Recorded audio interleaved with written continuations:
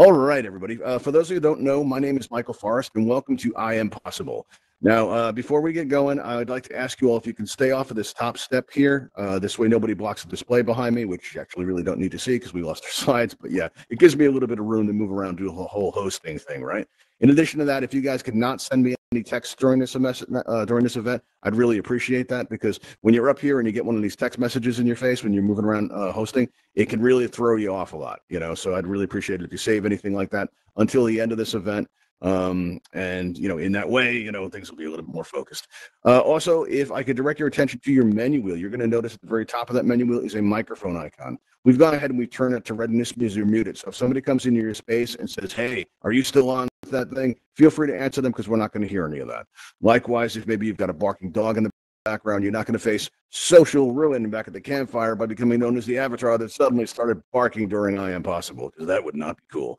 But just because you're muted does not mean you can't express yourself. You're going to notice that you have this pink-cheeked smiley face emoji, and when you click on it, your emoji panel is going to open up in the air in front of you and offer you a wide variety of options with which to express yourself. So if I share something really deep, something powerful, really meaningful up here, and you're feeling it down deep, you can just throw up those hearts, show the love just like that, right? Maybe somebody shares a story here today where, they swing across some quicksand, Tarzan style, and you're very impressed. You can throw up the applause just like that, and they just give up their applause and show you support. Maybe, wow, see like a lot of streaking objects. They just did this update, and you can keep seeing, I don't know if everyone else is seeing this, but you see like avatar streaking as people come in. If, maybe somebody tells a story that really resonates with you, you can show a smiley face like this. Maybe someone's telling a sad story, and you're like, "Man, you're bringing me down. Here's some frowny faces, just so you know I'm feeling it deep." Or maybe somebody tells a funny story, right? You can do a silly faced emoji just like that, right? Well, those streaks are really distracting. I keep seeing these like lines coming out and shooting into people. It's really weird. Also, there's this thing. This is by far the most distracting of all the emojis. It's almost as distracting as that streak thing. But yeah, we're going to use this as kind of a signal. This isn't going to have you ask a question. This isn't going to be how you get on our list. This is going to be how you show me that there's a problem. Like, so if maybe my voice gets choppy suddenly, or, maybe somebody sets the display behind me on fire, because one of our mods had enough. They've seen the show too many times and they decide to act. And it's happened before. It'll probably happen again. Burning down a set. It's a real problem. But, you guys are going to want to let me know that kind of thing. And you do this by raising up your hand. Now, if I see only one of them go up, it may be somebody messing around. But if I see like three or whatever, doing it, I know there's a real problem I'm going to need to address. Okay. Now, we're going to start out by talking about what this event is about. I Am Possible is an event where we gather here and we trade stories about the times when we ourselves or somebody we know, or maybe a story read about or a movie that we saw where somebody overcame difficult odds. All right. And, and again, it doesn't have to be in the real world at all. It can be, what happened you did in VR, like say you didn't think you could build a world. Like the world that we're standing in right now, we call this the Ravenhall Forum. And at the time that we built this, we only had an Apple iPad and an old laptop that could only run Unity for about 15 minutes before it would crash. And, when we were doing it, we got very frustrated with it, and we used that word impossible quite a few times, but we kept on going, we kept on pushing. And eventually, we got it done. And now we have a place where we can gather under the stars and trade our stories back and forth and stuff like that. All right. So I'm going to give you all a little bit of history, too, on how I got started with this word. In the meantime, this is how this is going to work. If you guys have any kind of stories where you want to contribute, what you can do is you're going to notice on your lower right, a raise hand button is going to appear as if by magic. And if you press that raise hand button, you'll get on our list. So if you want to share a story where you yourself overcame incredible odds, or somebody and you got through and you pushed through the thing and you got it done, you just press that raise hand button and we will get you on the air here by, between the pauses between stories. But since pauses are the natural enemy of the Allspace event host, what I'm going to be doing is I'm going to be sharing stories until somebody gets on that list. All right. And then we'll take them off the list, in that space between stories. All right. So how I got started with this word impossible is, when I was a kid, I was growing up in Brooklyn, New York. And about that time, there was one summer where, there were these bullies that, they chased me in this alleyway every single day. They beat me up. And, in the beginning, I tried to run away or I tried to fight back. And they would tell me, they'd say, "Listen, escape is impossible. Don't fight back. It's impossible." Now, I thought I knew what this word meant. I thought this meant that I couldn't do that thing, right? I thought it meant that, whatever that you basically, the word impossible meant that you couldn't do something, right? So eventually, I stopped trying because, well, they said it was impossible, right? And they were, a few years older than me too, so they must know what they're talking about. And one day, my dad, he owned this bar at the time, and this man comes into the bar, and he's got a shopping bag. And, he comes and he has a few drinks. And when he goes to settle the bill out, he asks my dad, he says, "Do you have, any kids at home?" And my dad says, "Yeah, I got two boys at home." And he goes, "Whoa, they're really going to enjoy this." And he picks up that bag and he puts it on the bar and he slides it across to him. And my dad looks at it like, "Oh, this is going to be the biggest tip I ever got in my life." And he opens up the bag and he looks at it, probably finding and expect a stack of money. But what he found was it was a stack of Batman comics. And what happened was he took it home and he slid one under my bedroom door. And in the morning, I got up and I read this thing. And I didn't read this like a kid reads a comic book. I read this like it was an instruction manual, right? Like a how-to guide. And what I did was I took an old backpack and I modified it. I filled it up with like glass marbles in the side pouch. I put a little drawstring on it. I planned for it. And then the next day, that day when I went out, doing the kid things, I was going out and, just enjoying the neighborhood, being a little kid. And I went into that alleyway again, and these kids, they started chasing me again. And this time, I reached back and I grabbed on that drawstring and I pulled really hard. And all those glass marbles, they clattered out on the concrete behind me, and I kept running. And for the very first time, I made it to the garages. And just past the garages, there was this wall, and I scrambled up that wall, and I climbed on top of the garage and looked back down that alleyway, and I just started giggling because I saw these kids, and they were falling, and they tried to get up, and they would fall again, and they just kept falling down. And I just laughing so hard. And then all of a sudden, I stopped laughing because it occurred to me that I had done what they said could not be done. I had done what they said was impossible. And ever since that day, I don't believe in that word. Whenever I hear that word, I see it like there. As a matter of fact, later on that same day, I went to the library and the statute of limitations is up so I can finally confess what I did. I took a magic marker, and I went into that in every dictionary I could find in that building, and I crossed out the word impossible because I thought that was a dangerous word. I thought people needed to know that that word didn't mean what people thought it meant, that impossible was just a word that we use for something we haven't done yet, right? And, that's how I came to really, have kind of a distaste for that word. All right, let's see here. We have, now we're going to check our panel here. We see that we have Phoenix on the air here. I'm going to put them on the air. I get to feel like a radio host when I do this. Go, Phoenix, you're on the air. If you like, come on up here.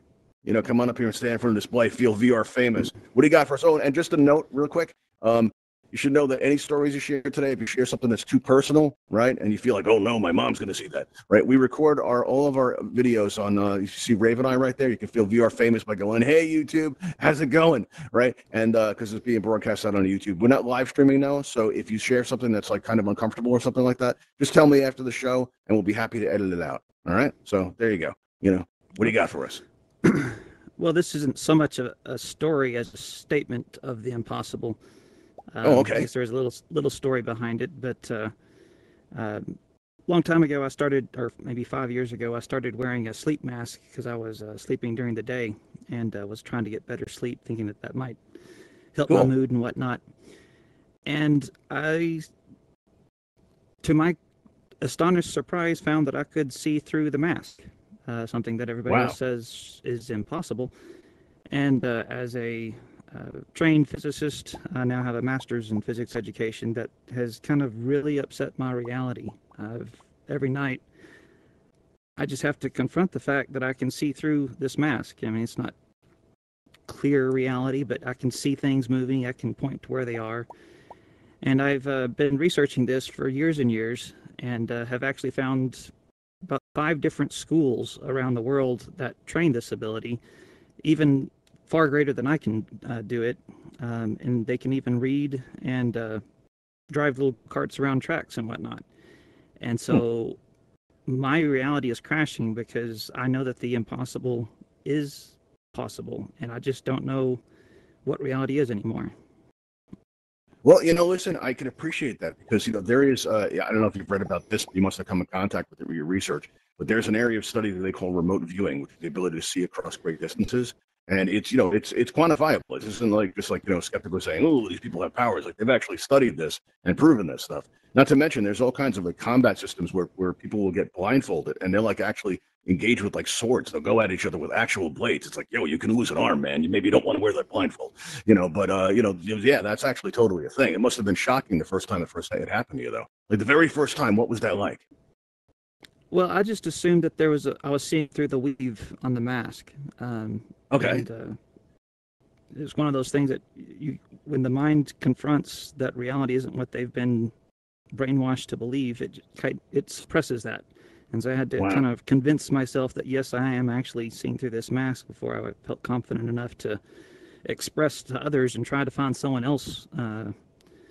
It's got to be a frightening experience when it first happened to you. That's kind of, like I would think that would be frightening. Yeah. Yeah. Wow. You know, Anyway, there's not much of a story behind it, except that there's a school in Utah, the Vibravision School, and then there's some Russian schools called InfoVision that the remote viewing stuff that you talked about. I've been let down by it. It's what I experience, and according to researchers, psychological researchers at Rochester University, a half to a third of their study participants were able to be induced to allow themselves to have this ability. Wow. So it's common. It's just we're not allowed to believe that we have it. The remote viewers. Listen, after you get out of here today, all right, I want you to try to remember this. All right, when you get out of here today, I want you to go on Google and I want you to look for something called the Monroe Institute. I think it's in North Carolina or Virginia. Okay, we'll look into them because they might have something for you there. Okay? Okay, I'll look into them more. All right, cool, awesome, very cool. Thank you so much for that. That's awesome. That's great. And you know, it's wild. You do hear all stories like this too. Like you hear, like there's one I've heard where like a mother where her son was trapped under a car and suddenly was able to actually lift the car up off of her child. You know, and we're not supposed to be capable of that kind of strength. But in times of, you know, dire things, or you'll hear things like where somebody, you know, knows all of a sudden that like that the child is in trouble and they just know it. Or, you know, you hear twins go through this a lot too. So there's a lot of like we just don't understand about the mind. And, you know, really it goes in that whole thing about anything is possible, you know, and really kind of goes with it. So I think that's totally on point, totally on subject. All right, listen, if anybody else has any story that they'd like to share, what you want to do is you want to press that raise hand button in your lower right, and that's going to get you on my list. And in the time between stories, we'll take, you know, we'll call on you. And but since, as I said earlier, the old space event host can't stand posts, it's just a really bad thing. What I'm going to do is I'm going to keep on going. And this next one I'm going to share is actually one of my favorites. Back in the early days of the U.S., there was these, you know, back in when the gold rush was on, right? And they have everybody looking for gold. There was a gold miner, an old guy who, you know, came into contact with all things, you know, came into possession of a gold mine. Imagine that, a miner with a mine, you know, just, I don't know, it's a natural fit. And what happened is he would work this mine every single day looking for gold. And, you know, he'd, you know, come into town and at the end of the day, and he'd go into the saloon there and, you know, kind of unwind a little bit. And every day he went in there was a man that would come up to him and ask him if he could get, you know, take that mine off his hands. He'd buy it off him. He'd give it a good price and all this stuff. And what happened was the old miner said, there's no way I'm ever going to sell. I know there's gold in there. I can feel it in my bones. I'm never going to stop trying. I'm going to keep on going and I'm going to be rich. Right. And every day he'd come in at the bar and every day that man would ask him and every day the miner would say, no, the mine is mine. I don't know if he actually said that. I just think it sounds cool. And, you know, so he kept on going and he kept on pushing himself. But every day, you know, he'd look a little bit more beat up. He'd start to get discouraged, look a little bit more haggard. And then he had one of those days. And we've all had those days where everything that can go wrong does go wrong. You know, his fuses were wet. You know, his pickaxes were breaking. His carts were falling over. You know, all his mining stuff was just not working out. And, you know, he goes into town, you know, and I imagine it's like, you know, heavily raining. I don't really know that, but it sounds cool. And, you know, he's, you know, walks into that saloon and he's all beat up and he's all dejected. And the man walks up to him to ask him if he'll sell it. Before he could even ask, the miner says, fine, I'll sell it to you. And he sold it to him at a good price. And, you know, what happened was a few days go by and he comes back into that saloon and the man he sold it to was celebrating. You know, they were playing music. He was buying everybody drinks. You know, everybody was all lit up and happy. So the miner walked up to the guy and says, what's the occasion? And he says, well, you know, that mine you sold me, we found gold. And the miner's like, oh, you got to tell me, how close was I? And the guy says, we only dug about 3 feet.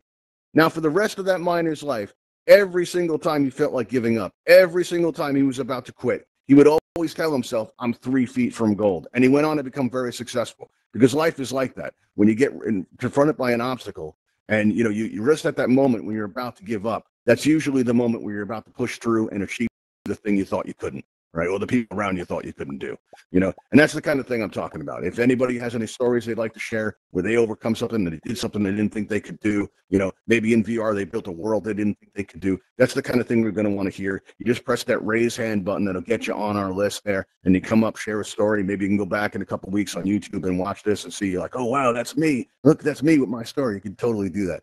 All right, let's see here. So, all right, there's nobody on the list, so I'm going to keep on going. All right, this next one took place in the early 1980s. And there was a couple that had a small child, and he was around 4 years old. And at the age of 4, he could already speak 3 languages. He was a very impressive kid. And, you know, his parents were rightly very proud of him. But gradually they started to notice that the boy started slurring his words. He started bumping into stuff. He just started school and he started getting into fights with the other children. And they just knew this wasn't our boy. So they took him to the doctors, and the doctors were running all kinds of tests on him, trying to figure out what was going on, because clearly something was up. And they eventually diagnosed him with a disease I have no business trying to pronounce. It's commonly known as ALD. And when he was diagnosed with this disease, the parents said no. Right now, the doctors told him, listen, your son, he's only got a few years to live because it's a degenerative disease. You got to make your peace with it and spend as much time with him as you can. And well, the parents they refused to accept it. So they went to more doctors, and these doctors told them the same thing. Then they got access to a medical library. And despite only having a high school education with math and science and chemistry, they gradually taught themselves the language of math, of science, and chemistry. And they studied and they studied. They were reading all these research papers on animal testings. And eventually they came upon an oil that has the property of separating the lipids from the blood in such a way that they thought would really, help their son. So they got very excited, and they told the doctors about this. And the doctor said, listen, you guys, I understand you're, a couple of, you're basically lay people, though. You got no business trying to do this. Spend the time with your son, right? And the parents just said no. They just kept on going, right? So they started administering this oil to their son's diet. And very gradually, they started to notice, they had the blood tested, they noticed that the progression of the disease was actually slowing. Right. So they got very excited by this. They got very encouraged by this. And they started contacting all these chemists and pharmacies all around the world. And this is before there was email, by the way. Email hadn't been established yet. So they were writing letters. They were making expensive phone calls. They were putting a lot of, money and time into this. And one day, one of their letters landed on the desk of a chemist who was about to retire. It was his last day. All right. But he was so moved by the letter that he wrote them back and he said, listen, I'll produce this oil for you. I will. But we're going to have to call it something. And they, would it be okay with you guys if we name it after your son? And they called it Lorenzo's oil. They actually made a movie about this. And what happened was, they refined this oil and they started giving it to the son. And the son was only expected to live a couple more years, right? Only to 6 years old, right? He made it to the age of 28, where he did eventually die from complications related to pneumonia. And it was somewhat connected to the, some of the damage that the disease has caused early on. But during those years, all right, the parents, they didn't stop there. They kept going, right? They made other people aware of this oil. And what they did was, anytime somebody was diagnosed with this, they made sure that they knew that this oil was an option. And a lot of people were able to postpone the onset of the disease for many, many years. So what happened was, gradually, over time, right, they were able to touch thousands of lives. To ordinary people just like us, right, were able to, save thousands of lives just because they refused to accept that word impossible. They just kept on going.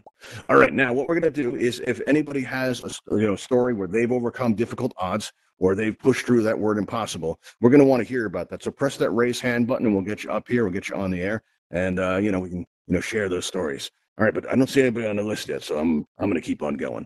And this one is for my own life. It's kind of how I got into VR. Actually, I've been sick for a number of years. I'm in bed most of the time, actually, and this actually happened because years back, when I was living in Brooklyn, I was working at home. And while working at home in Brooklyn, my parents, I'd go out to them every week, have breakfast together. And I worked at home, so I was in the house a lot. And when I would go out to breakfast with them, they started to notice my behavior was getting kind of strange, right? Like, I was getting confused a lot. I was having trouble finding words. I was slurring my words a lot, and I noticed something was going on too. Like, I would sit there all day trying to remember how to write a check. Something was definitely going on, right? So my parents, they came over and they noticed, like, there was like something weird about the air in there. It's not that it smelled. My mom explained it as though it was like some kind of a presence, right? You could feel it. There was something that was definitely off. So they got me out of there and they had the air test. And, the air sample that they took, only 10% of that sample was actually breathable oxygen. The rest of it was comprised of two of the deadliest molds known to man. All right, you may have heard of black mold. That was one of them. Stachybotrys. It's a bad thing. And what happened was, well, as soon as I got out of there, my body started to fight, and this to get it out.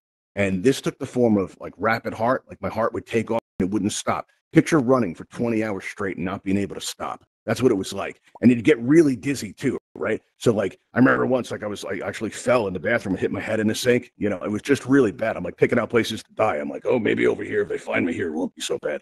It was really, really bad. And that first year I spent on my back, right, with nothing but a radio to keep me company, because I had to get rid of everything I owned, right? My computer, everything, right? And what happened was, I moved into a new place, right? And my folks, they got me an Apple iPad, right, to reconnect with the world. And while I was doing that, I saw a commercial for the Oculus Go, and I was like, well, this would really, kind of help me with my mobility and make me feel like I'm out and I'm doing things. and I read about Altspace. And so I couldn't wait to get in here. And if you've been to my other event, Go Time, you hear me tell this part, where the very first time I got into Altspace, the first thing I did was I looked up, right? And I saw the sky, and that looked real to me. I mean, that looks like legit with all the clouds and the stars and all that stuff. It looks real. It looked a lot like what I remembered because I hadn't been outside in a long time. And I started volunteering for Altspace right away. But back then, at the time, Go users weren't exactly popular. There were like reliability issues. Our devices would crash, and there was, microphone issues and stuff. So a lot of people told me I had no business trying to like host events and stuff. But I wanted to get involved and do this stuff, and so I started hosting events. I was getting text messages from people who were saying, "Get off the stage," but you guys might have heard I am possible. So I kept on going. I kept on pushing. I started hosting events all the time. Now those first events, my heart would go like crazy, and it wouldn't stop. It really just kept on going, right? Even after the event was long over, it just kept on going. I had my adrenaline; it has no brakes, right? So and plus I had people who didn't want me doing it, so they'd come in to upset me, and that made it worse, right? But them doing that, I don't know. I think it kind of made me better. I just kept on pushing, right? I got used to it, and I wanted to do more. I want to build worlds in here. I want to build like unique sets, and and really just make this place special. So what I did was, I arranged to get a computer, all right, to work on this stuff. But that meant getting out of the bed and sitting in a chair all day. And that first week when I was trying to do that, I could barely see the screen. I'm like falling out of the chair. But you know what? I really wanted it. And I don't like that word impossible. So I kept on pushing. I kept on going. And then gradually, I got comfortable sitting in that chair, right? And then I started playing that game Beat Saber and Echo Arena, right? And I was having more standing experiences. And just a couple of weeks ago, I actually hosted my first event standing up. It was this event, I.M.POSSIBLE. I thought it was appropriate, right? So just remember that, right? If you feel like, you're out of options and you got nothing left, right? You have to remember something. You are possible. And while I don't believe in that word impossible, I do believe in all of you. Or each of you are as much stronger than you realize. All right, so let's see. If you press that raise hand button, you can get on that list there and share a story if you like. We still have time for one more, I think. Anybody want to, sit there? Because then you guys can do this. There had to be a time in your life where, you did something that you didn't think you could. You made a shot that you had no business making. I want to hear about it. That girl you asked to the prom, you didn't think she'd ever say yes, and she did. Well, I want to hear about that. Stuff like that. If you got that, just press that raise hand button and get on our list. All right, I'm not seeing it, so I'm going to share one more. All right, there was in my late teens, I was pretty into like camping and stuff like that, right? And I went upstate New York with my friend Chris, and there for a few months before we went, it had been very heavy rains, and we had heard that this like really affected the landscape there, where there were all these really beautiful waterfalls coming into the lake. So we were going to go explore it, and we're out exploring one of these waterfalls, and all of a sudden, the current of the water, right? We're up on top of the waterfall there, knocks my friend Chris over, and the water actually carries him right into my legs and knocks me over, and both of us just explode off the top of the falls, and we land in the water about 12 feet below. It wasn't a far drop, and we were fine. We weren't hurt or anything. We came up out of the water, and we were laughing. And then we tried to get out of the water, and that's when we stopped laughing, all right? We realized something serious was going on because as we tried to get out, clumps and walls of mud were coming down, and big boulders like as big as us were just coming into the water, and we realized this is getting pretty dangerous. So I look across the lake and I can see our campsite by this giant boulder. I can see the tents and everything. I said, well, why don't we just swim for it? Because we're strong swimmers, right? I don't know if you guys have ever tried swimming like fully dressed in construction boots with like steel toes, right? They weren't proper hiking boots, but we looked like hikers. We had the flannel shirt and the whole business. We were late teens. You got to look the part, right? So, what happened was, so we decided we're going to swim for it, right? So we're kind of like going across the lake there, and we get about halfway through, and my friend Chris calls out to me, and he says, Mike, I don't think I'm going to make it, right? And I look back where we came from, and I look back where we're going, and it's the same distance either way. Except if we go back to that waterfall, there's a good chance that we're not going to make it back on the land. We're going to be in the same situation. So I realized this is serious. So I convinced Chris, we got to keep on going. We got to try. All right. And so we dig in and we start swimming harder and we start pushing. Right. And then I start getting discouraged. I don't think I'm going to make it. Right. But something happened to Chris. The adrenaline kicked in. I don't know what. But all of a sudden, I don't know if you guys have ever seen those Rocky movies, right? But he sounded like that coach guy, he starts going, dig in, you can do it, and he starts yelling out all this positive stuff, right? And, don't give up, don't stop, don't quit, keep going. And over, he keeps saying this stuff. And every time he was about to give up, I would do that. Every time I was about to give up, he would do that. And we kept digging in, we kept pushing. And before you know it, we arrived at that boulder. We pulled ourselves up out of the water. And as soon as we got, on land. We both kind of collapsed there, and we laid there on that boulder right there, and we for about an hour before we said anything. And finally, Chris goes, "Mike, we made it," just like that, right? So you got to, and I got to tell you, it was the most pain I've ever been in. We actually had to stay an extra day, right, just to recover from this. But we did make it, right? And then we are capable of so much more than we think. All right. So it looks like we are actually about out of time. But before we wrap, I'd like to tell everybody, listen, if you enjoy our content, please go to altvr.com. And once there in the upper left, you're going to see a link that says channels. When you press on that, you're going to see all these, wonderful all-space event, pages that they have there. And down toward the bottom, you're going to see Ravenhall events. It says on the display behind me. Now, when you click on this, you get taken to our event page where you can see all of our events. And on the left side, you're going to see a join Discord button. If you'd like to say hello, if you have any questions or you want to help us put on events like this, you're more than welcome to help out. And then in the upper right, you're going to see the most important button on the internet, and that's the subscribe button. When you press that, you got to remember, we don't get paid to do this. So every time we see that number go up, it makes us feel good. And also lets Allspace know that you enjoy our content. It doesn't feel as amazing as when you press subscribe on the YouTube channel. We really like that. That's like one of the best things. Of course, if that number gets too high, I won't be able to say we don't get paid to do this anymore, because then that'll start happening and that'll be good. But yeah, so if you guys could do that, we would really appreciate that. All right, now we're going to end our event in a way that we once thought was impossible, but we thought would be really cool. So we kept working on it. And you'll see these two buttons up here. Right. When I press this button, you're going to see a Ravenhall Talon hovercraft, which is a type of aircraft, come up over that wall by where Morgan Forrest is standing. And you're going to see it go over the forum space here and touch down on that landing pad by those stairs where Hummingbird is standing. All right. When I press that button, that's going to happen because at the end of our events, we like to take everybody flying. So if you're new to Allspace and you haven't learned how to fly yet, you're more than welcome to join us. All right. So what we're going to do is we're going to press this button right here and watch what happens. Ravenhall Talon aircraft en route to your position. Please stay clear of the landing pad. Thank you. Now, this is a Ravenhall Talon hovercraft. You can actually fly this ship, and if you'd like to give it a try, come along and join us by going to the top of the stairs here as it flies in. And we'll go up there and meet it. It's going to come in kind of low, but, so far nobody's been hurt or, damaged in any way that we can officially admit to. Not that anyone can prove anyway. All right, here we go. Here it comes. Talon aircraft is now boarding for transport to the Ravenhall Flight Academy.